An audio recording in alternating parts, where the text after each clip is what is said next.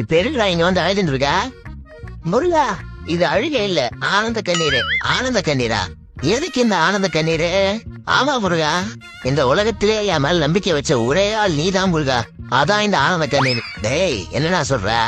ஆமா முருகா, எங்க அம்மா கூட நம்ப மாட்டாங்க, ஆனா நீ என்ன நம்புற பத்தியா? டேய், என்னன்னு ஒழுங்கா சொல்லி துறடா முருகா.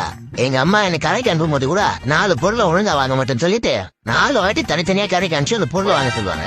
சரி, இப்ப என்ன அதுக்கு? ஆனா நீ என்னடா என் மேல நம்பிக்கை வச்சு என்ன ஒரு ஆளா மதிச்சு அட்ட டைம்ல 4-5 பிரச்சனை கொடுக்குற பத்தியா?